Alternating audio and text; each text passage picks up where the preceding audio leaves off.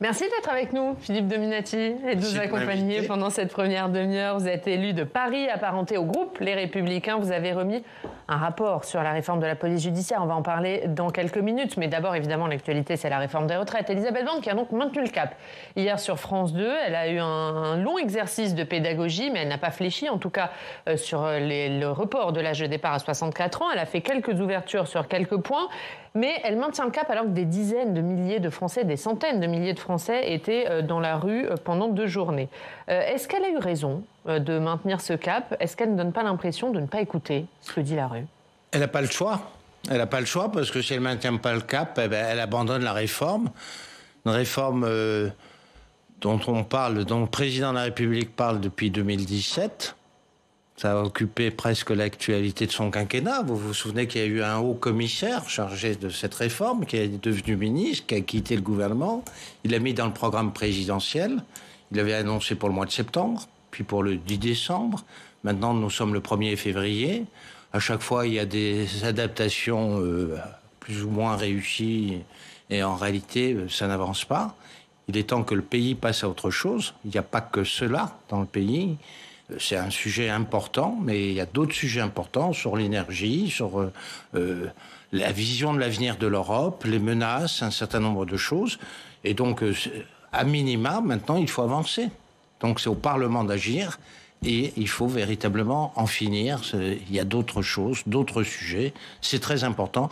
Tous les présidents de la République ont été confrontés à cette réforme. Ils ont tous procédé par ce qu'on pourrait appeler la politique du salami, c'est-à-dire je coupe une petite tranche, je fais une petite réforme et je laisse le problème à mon successeur et au gouvernement suivant.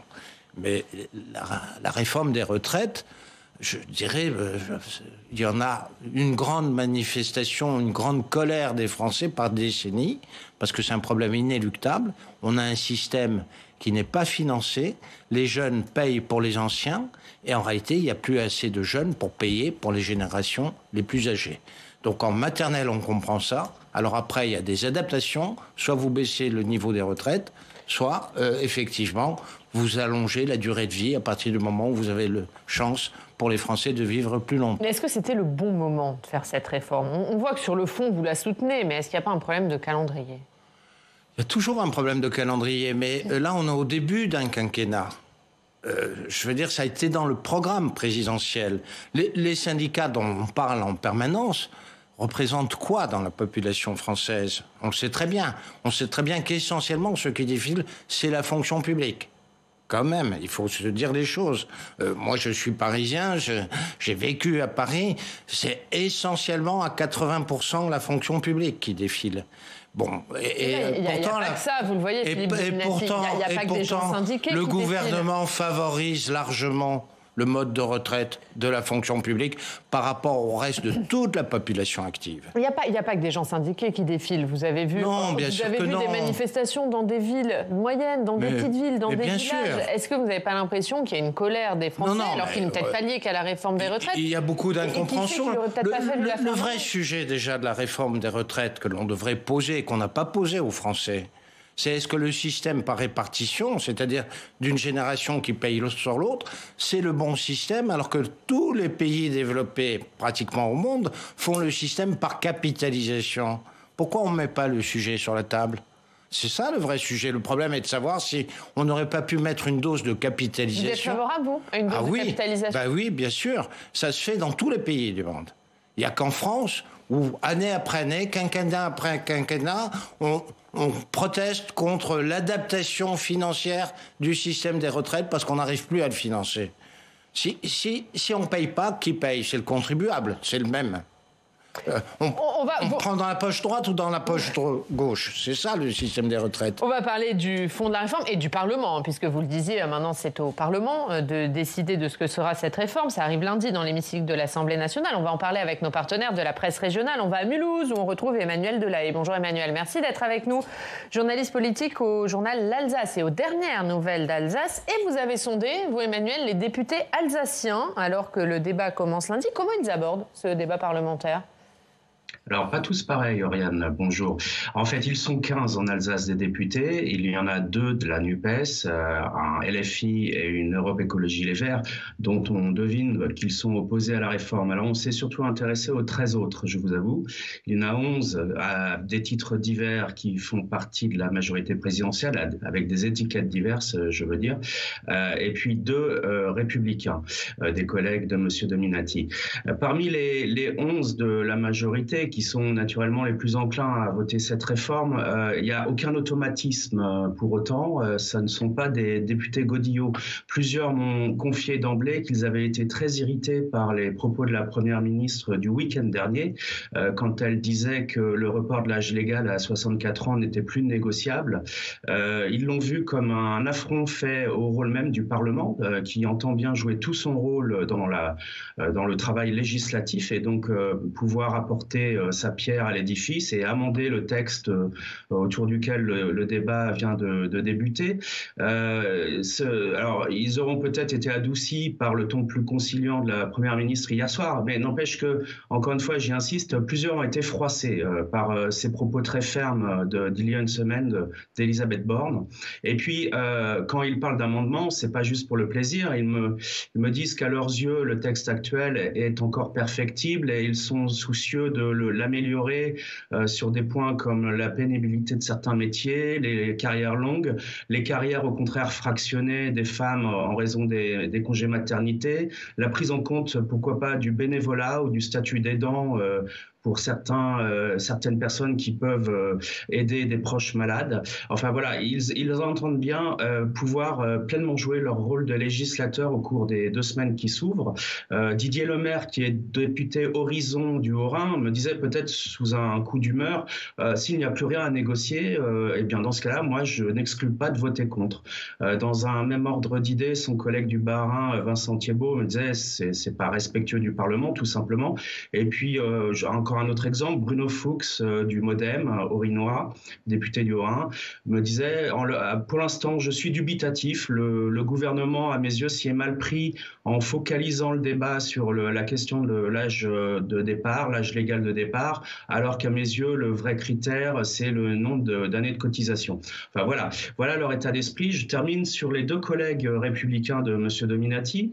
Il y a Patrick Hetzel, un vétéran de l'Assemblée nationale. Alors lui c'est très simple, il me dit honnêtement je vais forger mon jugement au cours des 2 semaines qui viennent en fonction des critères que je vous ai cités. Lui aussi par exemple est particulièrement sensible à la question des petites retraites.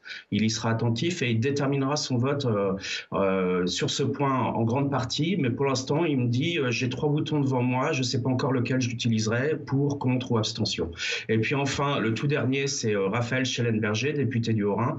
Lui il est très sceptique sur la volonté de conciliation du gouvernement, sur sa volonté d'écoute, et donc il se prépare probablement à voter contre, me dit-il.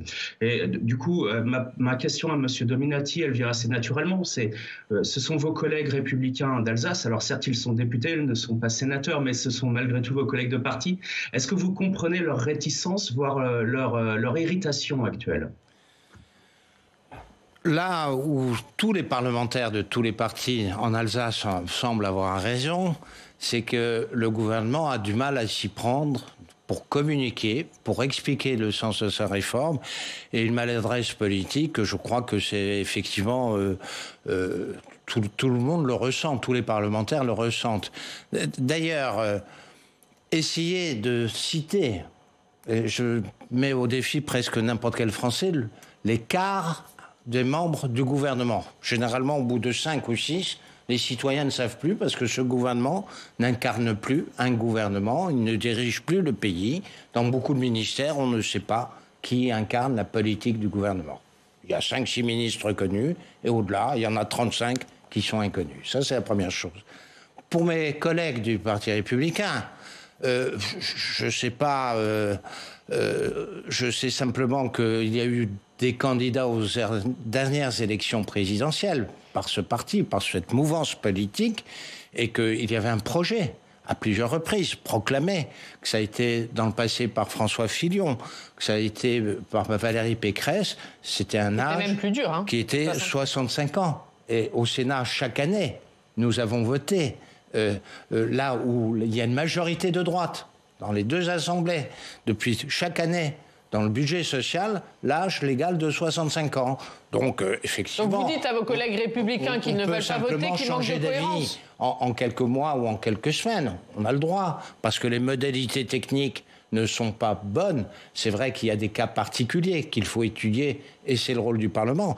Mais sur le plan du programme, on sait très bien qu'on a à financer...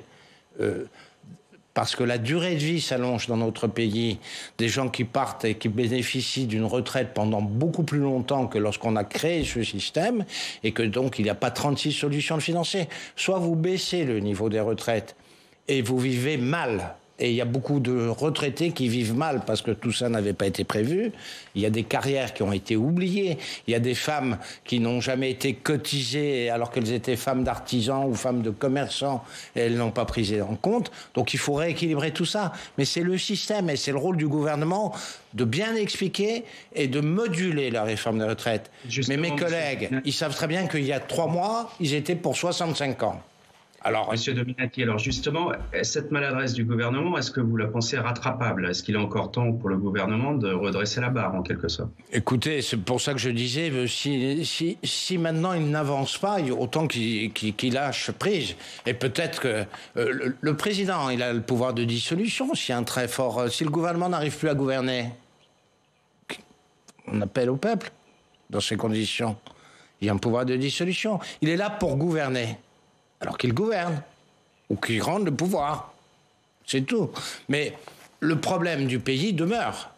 Le financement demeure. 3 000 milliards de dettes en 30 ans, c'est une réalité. Moi, je veux bien qu'on aille à 4 000, 5 000. Non, je veux pas, parce que je pense que c'est déraisonnable. Et je pense à mes enfants. Mais à un moment donné, il faut quand même gérer. Juste un mot, parce que vos collègues républicains députés, ils ont déposé un amendement pour dire que tous ceux qui ont commencé à travailler avant 21 ans, ils doivent se voir appliquer les 43 annuités, mais pas le report de l'âge légal de départ à 64 ans. Vous pourriez les suivre là-dessus? Oui, je pense qu'effectivement, sur le nombre de trimestres à travailler, mais c'est comme les emplois. C'est vrai qu'il y a des emplois où, à un certain âge, vous ne pouvez pas les exercer. Je veux dire, on ne peut pas faire un régime totalement général. Mais il y a aussi des disparités à gommer. Pourquoi? Pour la fonction publique, c'est les 6 derniers mois qui comptent. Et pourquoi pour les autres, c'est la moyenne des 25 années, des 25 dernières années? Dites-moi, par exemple, régularisons pour tout le monde, un équilibre pour tout le monde. Mais pourquoi? Pour le secteur privé, on ne prend pas les 6 derniers mois de retraite. Expliquez-moi. Pourquoi on le prend pour les uns et pas pour les autres? Pourquoi il y a une capitalisation de la retraite pour, par exemple, la fonction publique et pas pour le secteur privé? Moi, je suis dans le monde de l'entreprise. J'aimerais, mais alors mettons sur la table tout le monde.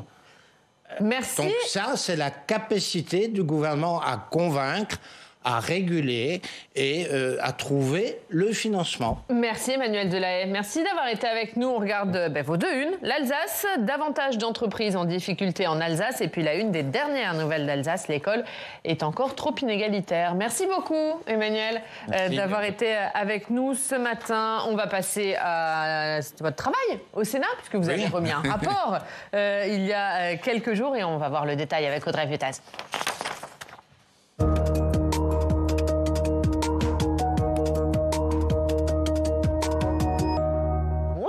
Bonjour. Et Audrey, vous avez donc vu le rapport qu'a rendu Philippe Dominati sur les conséquences que pourrait avoir la réforme de l'organisation de la police nationale sur la PJ. Quels sont les grands enseignements? Alors Oriane, avant de commencer, si vous me permettez, je voulais commencer justement par un court extrait d'interview. Nous sommes en octobre dernier, lors d'une manifestation des enquêteurs de la police judiciaire. C'est extrêmement rare, il faut le souligner, contre la réforme de la police nationale voulue par Gérald Darmanin. Écoutez. La réforme de la police telle qu'elle est envisagée à l'heure actuelle, surtout dans les départements, dans les antennes, ça va créer un déficit de fonctionnaires sur des affaires de haute importance, telles que tout ce qui est question de probité. Et pour l'instant, il n'y a que la police judiciaire qui peut s'attaquer à ce genre de fléau. Et donc on est farouchement contre cette réforme. On sent l'inquiétude, une réforme qui pourrait affaiblir la police judiciaire. Et c'est en substance ce que dénonce votre rapport. Un rapport que vous avez commencé bien avant la polémique qui est montée à l'automne avec, on s'en souvient, le limogeage d'Éric Arella, le patron de la PJ de Marseille. En substance, vous êtes d'accord avec le ministre de l'Intérieur. Il faut une réforme de la police nationale qui travaille trop en silo, qui est trop cloisonnée. Mais le gouvernement ne s'y prend pas, d'après vous, de la bonne manière. Pour comprendre, il faut d'abord savoir ce qu'est la police judiciaire. C'est l'héritière des brigades du Tigre, je vais y arriver, créée par Georges Clemenceau au début du XXe pour traiter le haut du spectre de la criminalité, le crime organisé, le terrorisme, plus largement, les crimes les plus graves et les plus complexes. Elle peut intervenir, et c'est très important, sur un large spectre géographique. Elle a pour cela des moyens dédiés qui ne sont pas superflus, c'est ce que vous soulignez, et elle obtient des résultats probants. 74% d'élucidation contre les contrefaçons, 95% pour les affaires de trafic de stupéfiants. Bref, ça fonctionne. Avec la réforme, la PJ serait, comme tous les autres services de la police, départementalisée et placée sous l'autorité d'un préfet. Ce qui provoque deux inquiétudes relevées dans votre rapport, la crainte qu'on prenne les moyens de la police judiciaire pour aider à résoudre les plus petits délits et le cloisonnement trop étriqué de la PJ à l'échelle du département alors que le crime organisé se mondialise et se complexifie. Ce sont vos termes. En clair, Philippe Dominati, est-ce que le gouvernement doit revoir sa copie ? Oui, sur ce volet-là de la réforme, il doit revoir sa copie. Je pense que d'ailleurs le ministre en a pris conscience puisqu'il a plutôt procédé à une sorte de phase de transition à un moratoire. Sur ce volet-là, il a reculé. D'ailleurs, moi je fais un rapport... Il a reculé sur le calendrier. Il a reculé le calendrier, il attend des retours d'expérience. Et moi je fais un rapport pour la commission des finances qui a duré assez longtemps parce qu'on a été interrompu par la crise du Covid. Ce qu'il y a de vrai, c'est que dans le budget, rien n'est prévu. 2023, ça devait être appliqué en 2023. Est-ce qu'on crée un échelon supplémentaire dans le département et ça améliore l'efficacité, ou au contraire, est-ce qu'on complique la hiérarchie ? En tout cas, là, le rapport pour la commission des finances, c'est simple. Est-ce que ces services a les moyens de bien fonctionner ? Oui. Est-ce qu'ils fonctionnent bien ? Oui. Est-ce que la réforme l'impacte ? Oui. Donc je détaille les services. Est-ce qu'une réforme de la police nationale est nécessaire ?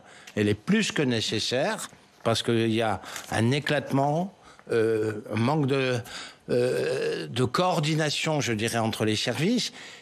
Mais la départementalisation de l'action de la police judiciaire est préjudiciable. Ce qu'il y a de vrai, et le ministre, comme la direction générale de la police, ont raison, parce que la police judiciaire est trop cantonnée dans le haut du spectre. C'est-à-dire qu'elle traite assez peu d'affaires. Elle traite les affaires les plus importantes, mais assez peu d'affaires par rapport à tous les délits et à tous les crimes qu'il y a. Mais juste pour qu'on soit clair, ça veut dire qu'il ne faut pas supprimer cette réforme de la police judiciaire, il faut revoir la copie. Il faut revoir la copie, oui, bien sûr. C'est le sens du rapport. Mais il y a une réforme à faire. Et au Sénat, on essaye de faire avancer les choses. Donc on dit, globalement, il faut une réforme, mais là, ça ne colle pas. Et ça ne colle pas à cause essentiellement de l'organisation administrative de notre pays, qui est la départementalisation. Les bassins de criminalité dépassent largement le cadre du département. Nous avons fait à des agents de l'État qui sont des spécialistes dans la technologie. La criminalité est de plus en plus forte par la technologie. Il y a une course-poursuite, je dirais, entre les criminels et les policiers pour la technologie. Il y a des bassins, le côté international, à peu près 20 à 25% de la criminalité en France, elle est internationale, elle n'est pas cantonnée dans un département. Or, la hiérarchie, ce qu'on appelle la police en silo, jusqu'à présent, on dépendait de l'office central. Je suis un agent qui fait un métier difficile dans le domaine de la drogue, dans la criminalité financière, dans la cybercriminalité, je dépends de mon office central. Là, la crainte, c'est que je vais dépendre d'un directeur départemental qui va me noter, qui va me payer. Je dépendrai de ma hiérarchie. Et lorsqu'en haut, on voudra dire, mais il faudrait aller dans les départements voisins ou infiltrer tel groupe ou telle zone géographique, la tentation sera forte pour les patrons du département de dire, oui, mais avant, vous allez me traiter les délits moindres. Il y a une différence entre le vol d'une tondeuse à gazon et le braquage d'une banque. Et donc, on ne peut pas mélanger. Alors, on dit, il y a trop d'augmentation de la criminalité. Et on va demander à ces agents spécialistes de faire la police judiciaire pour aider la voie publique qui est engorgée. On peut prendre des chirurgiens pour soigner des grippes. On a le droit. Ce sont des médecins. Mais il vaut mieux qu'ils fassent, je dirais, le métier pour lequel ils ont été formés, ils ont travaillé, ce ne sont pas les mêmes horaires, il y a beaucoup de choses qui ne vont pas. Et donc, nous, on dit simplement et raisonnablement au Sénat, au ministre, sur ce sujet, on n'est pas tout à fait d'accord. Justement, sur ce sujet, vous craignez que la PJ fasse les frais de la concurrence au sein des différents services de police. On apprend par exemple dans votre rapport que les membres de la police judiciaire sont surnommés les seigneurs de la PJ et qui pourraient en pâtir finalement de cette concurrence entre les services. Oui, c'est vrai. Je dirais, on sent la confrontation entre différents services. Dans le rapport que je fais, j'ai constaté, je suis allé sur place, j'ai rencontré beaucoup de monde. On sent que pour certains, ce sont les seigneurs, d'autres les nantis. On me dit, ils prennent les affaires qu'ils veulent, ils participent pas, ils sont pas dans le cadre de la hiérarchie, mais c'est leur méthode de fonctionner depuis presque un siècle. Je dirais une sorte d'indépendance. Et eux craignent l'indépendance. Alors le ministre essaye de les rassurer en disant sur l'indépendance, vous n'aurez pas à faire ceci, vous n'aurez pas à faire cela.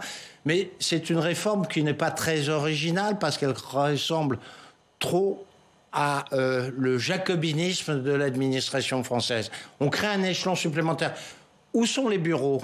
Quels moyens on va mettre pour le directeur départemental de la police ? J'ai visité plusieurs départements. Les services sont éclatés entre la police judiciaire qui est à 3 km, la sécurité publique, la PAF, et les directeurs disent « Mais est-ce que vous allez me donner, monsieur le sénateur, un bâtiment pour regrouper tous les services ? Dans ce bâtiment, je n'ai même pas la place pour les bureaux. » On peut rêver d'une police idéale, mais d'abord, l'État doit mettre les moyens.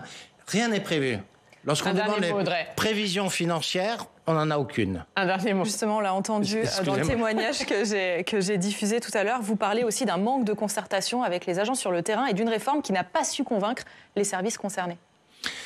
Ben oui, parce que alors c'est d'autant plus extraordinaire que le directeur général de la police est un homme reconnu et qui vient de la police judiciaire et donc il connaît son métier, c'est incontestable. J'ai connu moi 3 directeurs de la police, lui il est vraiment du métier. Bon, il fait partie de ceux qui critiquent le plus la réforme. Il a essayé d'adapter cette réforme nécessaire de la police par la départementalisation. C'est pas la bonne échelle géographique. Encore une fois, sur ce côté-là, ça ne fonctionne pas.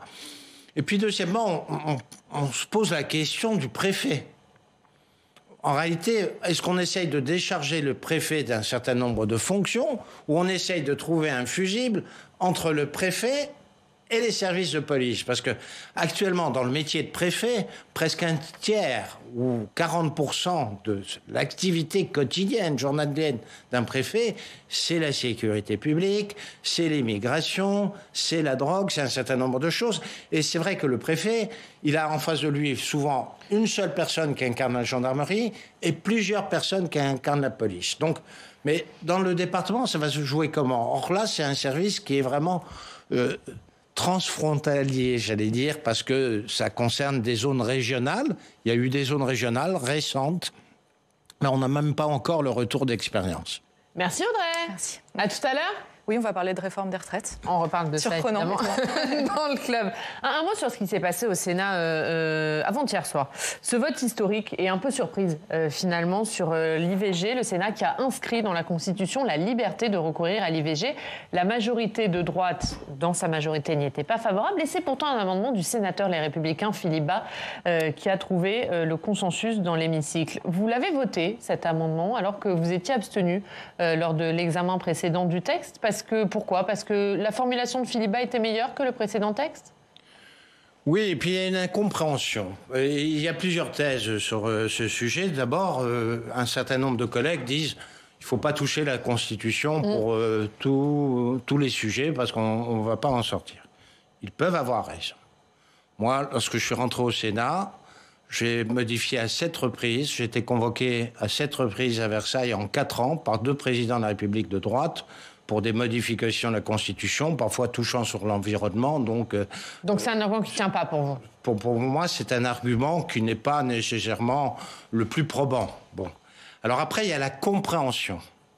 Et la compréhension, c'est que pour beaucoup de personnes, ça a semblé être une remise en cause de la loi Veil. Et ça, moi, je n'étais pas partisan et je n'ai pas cette lecture du texte. Alors évidemment, il y a une subtilité politique présentée par l'opposition, prenant prétexte du débat qui a eu lieu aux États-Unis, alors que ce n'est pas un sujet franco-français, il n'y a pas de danger en France. Mais cette incompréhension qui semblait dire que le Sénat, entre guillemets un peu ringard, allait remettre en cause l'existence de l'application de la loi Veil, pour moi, ce n'était pas, en tout cas, mon choix politique. Donc, lorsque la première fois ça a été présenté au Sénat, je me suis abstenu entre, je dirais, ces différentes visions. Les uns sur la Constitution, les autres sur la remise en cause, le troisième sur l'internationalisation du débat. L'amendement de Philippe Bas me convenait parce qu'il mettait les choses au point. Et c'est pour cela que je l'ai voté et que finalement, il a convaincu un grand nombre de collègues de la droite de le voter. Il nous reste 1 minute, on va parler de Paris et de ce qui vous agace un petit peu, c'est la question des trottinettes. Oui. Puisque Anne Hidalgo veut une votation sur cette question des trottinettes début avril. Pas vous ? D'abord, je trouve ça cocasse, parce que Mme Hidalgo pourrait poser plein de questions aux Parisiens sur la propreté de Paris, sur le fait de son engagement de ne pas avoir augmenté les impôts locaux, de les augmenter. Elle s'était engagée de ne pas se présenter au présidentiel. La seule chose qu'elle ait trouvée, c'est la trottinette. On se demande à quoi elle sert en termes de légitimité. Parce que si la maire de Paris a perdu tellement sa légitimité qu'elle ne peut même plus arbitrer entre les vélos et les trottinettes, on se demande vraiment à quoi ils servent. Donc c'est déjà l'objet même du sujet. C'est dans l'indifférence presque la plus totale. Deuxièmement, symboliquement, ça m'amuse parce que le premier cadeau qu'on fait à un enfant, c'est une trottinette. Alors c'est bien, on va interdire les jets privés, on va interdire les trottinettes, on va interdire beaucoup de choses. L'interdit, c'est la règle actuellement, souvent de la gauche, j'interdis des terrasses chauffées, etc. Donc c'est une ambiance un peu étonnante. Troisièmement, moi j'utilise les trottinettes et je suis pour les trottinettes. Alors on va commencer par la trottinette, on va interdire après les vélos, après les scooters et les livreurs, et puis après les motos, après les voitures, après les taxis, après les poids lourds. Donc c'est de placer les uns contre les autres. Alors évidemment, c'est mal géré les trottinettes, je vous dis tout de suite. Il y en a par terre, il y en a partout, il y en a sur les trottoirs, ils roulent n'importe comment. Mais là, c'est pas les fautes des utilisateurs des trottinettes. C'est la faute de la police municipale qui n'est pas présente, qui n'est pas là, mais qu'elle interroge sur la propreté de Paris, ça vaudrait la peine. Mais sur les trottinettes, c'est tout ce qu'on a trouvé, donc ça m'amuse, quoi. Ça m'amuse. Et c'est clair. C'est pas très amusant, mais c'est un problème qui concerne la ville. Merci beaucoup Philippe Dominati d'avoir été notre invité dans 20 minutes dans le Club du Territoire. Vous l'avez compris, on reparlera de la réforme des retraites, opération pédagogie d'Elisabeth Borne hier soir. Alors peut-elle encore convaincre ? Ce sera la question et on va en parler tout de suite avec notre prochaine invitée. C'est la députée La France Insoumise Aurélie Trouvé qui nous rejoint. Très bien. Merci. Bonne journée. Au revoir.